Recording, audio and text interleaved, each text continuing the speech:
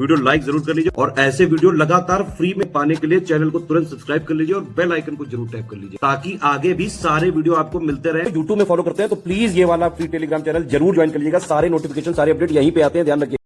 नमस्कार दोस्तों, देखिए इस वीडियो से हम लोग स्टार्ट करेंगे यूपी ट्रिपल एससी पेट की पीवाईक्यू प्रीवियस ईयर क्वेश्चंस की सीरीज।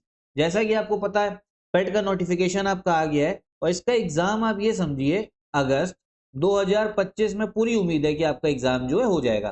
तो इस समय पे मेन टारगेट आपका यही होना चाहिए कि पेट पे किस तरीके से आपका मैक्सिमम स्कोर आए ताकि उसके बाद जो वैकेंसी आनी है पेट से आपकी जो लेखपाल है लोअर पीसीएस उसके लिए आप एलिजिबल हो सको। ठीक है, लेकिन इसके लिए पहले आपको पेट पे अच्छा स्कोर लाना पड़ेगा।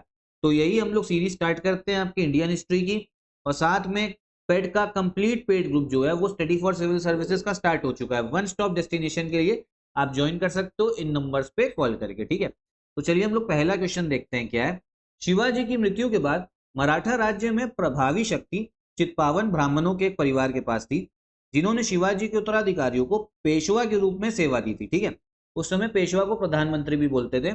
कौन सा शहर मराठा साम्राज्य की राजधानी बन गया? क्वेश्चन देखो आपका आसान है, बस इसको टफ बनाया आपके आयोग ने।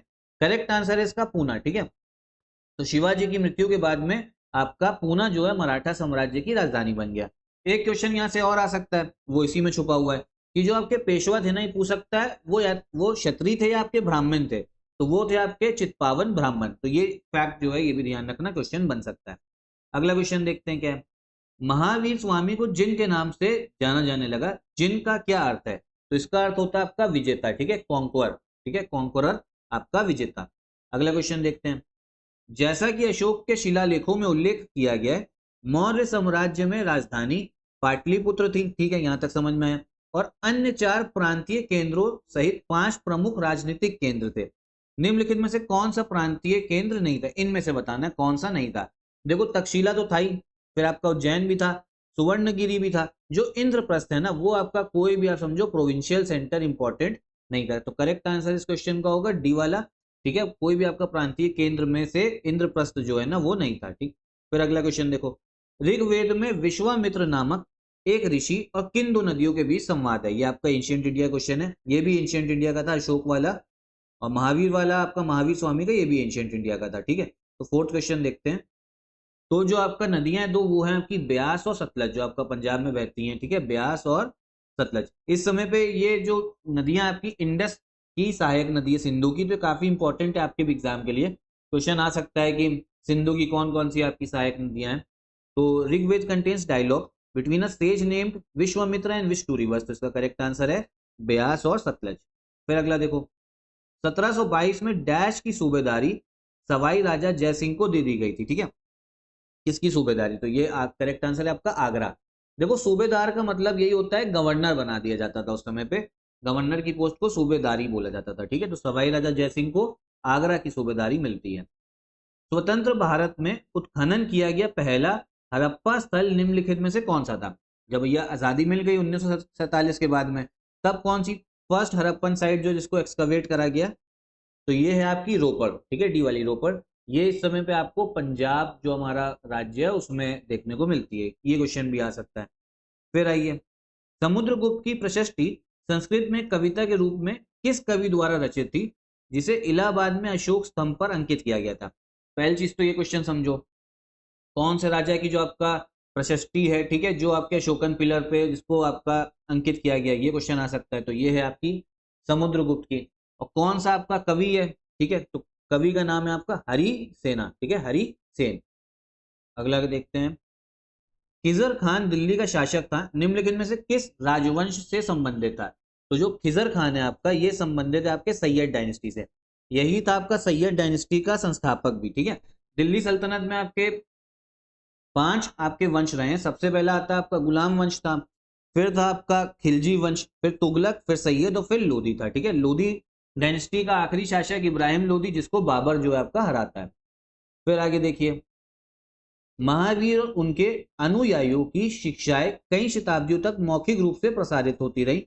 इन्हें लगभग 1500 वर्ष पहले लिखा गया था। वर्तमान में वे निम्नलिखित में से किस स्थान पर उपलब्ध हैं? देखिए जो आपकी महावीर की टीचिंग्स है ना, उस समय तो आपकी भैया किताब वगैरह पेन वगैरह चलता नहीं था, तो जो उनकी टीचिंग्स थी, जो उनकी शिक्षाएं थी, वो एक पीढ़ी दूसरी पीढ़ी को बताती थी, तो ऐसे ऐसे करके वो ट्रांसमिट होती थी। लेकिन इसको लिखा 1500 साल पहले गया। बोला जा रहा है अब जो लिखा गया है ना वो कहाँ पर आपका उपलब्ध है, तो इसका करेक्ट आंसर है आपका वल्लभी गुजरात में। ठीक है, वल्लभी गुजरात में। फिर देखो, कोलकाता स्थित फोर्ट विलियम कॉलेज की स्थापना वर्ष 1800 में किसके द्वारा की गई थी?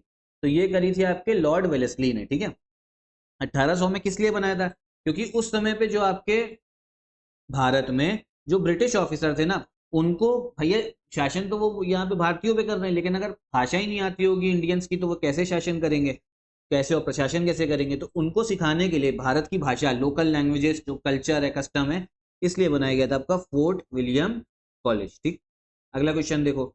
अब देखो ये मराठाओं के बारे में ही है। मराठाओं की आपकी अलग अलग जो है डायनेस्टीज थी, उनका एक ग्रुप था, वो आपका लड़ता था। तो यही बात हो रही है कि जो सिंधिया परिवार था, तो सिंधिया परिवार था आपका उज्जैन से। ठीक है, ये ध्यान रखना। होलकर था आपका इंदौर से। ठीक है, गायकवाड़ था आपका बड़ौदा से, और भोसले थे आपके नागपुर से। ठीक है, तो ये ऑर्डर जो है ध्यान रखना है। सिंधिया हो गए उज्जैन से, फिर से समझ लो। होलकर हो गए इंदौर से, गायकवाड़ हो गए आपके बड़ौदा से, और भोसले हो गए नागपुर से। करेक्ट आंसर इसका डी वाला हो जाएगा। ठीक है, फिर देखो, निम्नलिखित में से किस बौद्ध स्थल पर महिलाओं को पहली बार संघ में नियुक्त किया गया था? ठीक है, तो इसका करेक्ट आंसर है आपका वैशाली में। जो वैशाली में आपकी पहली संघ हुआ है, उसमें पहली बार वुमेन को आपका एडमिट करा गया था, नियुक्त किया गया था, मतलब पहली बार महिलाओं की एंट्री उसमें थी। फिर आगे देखो, वेद के अंतिम भाग को निम्नलिखित में से किस नाम से जाना जाता है? जो वेद का आखिरी पार्ट है, कंक्लूडिंग पार्ट है, इसको जाना जाता है उपनिषद के तौर पे। ठीक है, उपनिषद में आपका दार्शनिक बातें करी गई हैं और आध्यात्मिक बातें, फिलोसफिकल और स्पिरिचुअल बातें करी गई हैं। मुगल सम्राट बाबर ने निम्नलिखित में से किस स्थान पर राणा सांगा और उनके सहयोगियों को हराया था? तो ये इन्होंने हराया आपके खनवा में। ठीक है, खनवा में ये युद्ध आपका लड़ा गया है 16 मार्च, ये डेट भी याद कर लो। ठीक है, 1527 में। एक सेकंड, 1527 है आपका, 72 नहीं है, 1527। और 1526 में तो बाबर लड़ता आपका पानीपत का युद्ध इब्राहिम लोदी से। ठीक है, खनवा, खनवा आपको राजस्थान में एक जगह देखने को मिलेगी। अकबरनामा का डैश खंड अकबर के प्रशासन, घर, सेना, राजस्व और उनके साम्राज्य के भूगोल से संबंधित है, जिसे ऐन अकबरी के नाम से जाना जाता है। देखो, अकबरनामा में टोटल 3 वॉल्यूम है, जो तीसरी वॉल्यूम है ना, उसका नाम है ऐन अकबरी, जो अकबर के आपके प्रशासन, घर वगैरह से आपका संबंधित है। ठीक है, तो थर्ड वाला करेक्ट आंसर होगा, थर्ड वॉल्यूम। भारत में स्थित किस हड़प्पा स्थल में भाखड़ा के भंडार शामिल है, जो नदी, सिंधु घाटी सभ्यता के शुरुआती चरणों से पहले की बसावट की विशेषता है? ठीक है, तो किस जगह पे आपको मिलता है? तो ये हमको देखने को मिलता है राखी गढ़ी से। ठीक है, राखी गढ़ी से। जो हाकरा वेयर है ना, अभी समझो एक तरीके से मिट्टी के बर्तन है, तो एक अलग आपकी विशिष्ट शैली है इसकी। ठीक है, और ये आपकी सिंधु घाटी सभ्यता से पहले का है।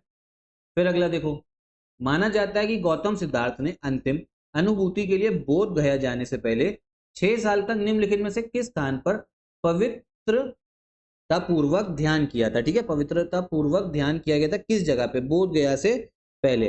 तो इसका आपका करेक्ट आंसर है दुंगेश्वरी केव। ठीक है, कौन सा? दुंगेश्वरी गुफा जो है, वहां पर इन्होंने गए थे, मतलब बोध गया जाने से पहले। निम्नलिखित में से कौन सी हर्षवर्धन की पहली राजधानी थी? तो पहली राजधानी थी इसकी थानेसर। ये आपको हरियाणा में देखने को मिलती है। कौन सी? थानेसर। और फिर दूसरी राजधानी तो आप सबको पता ही होगा, वो है आपकी कन्नौज। कन्नौज जो है काफी इसने फेमस, हर्षवर्धन ने फेमस बना दिया था। अगला क्वेश्चन, निम्नलिखित में से कौन सी नदी ऐतिहासिक रूप से कर्नाटक के दक्षिण में बंटवाल नदी के रूप में जानी जाती है? बंटवाल नदी, तो ये है आपकी नेत्रावती नदी। ठीक है, नेत्रावती नदी।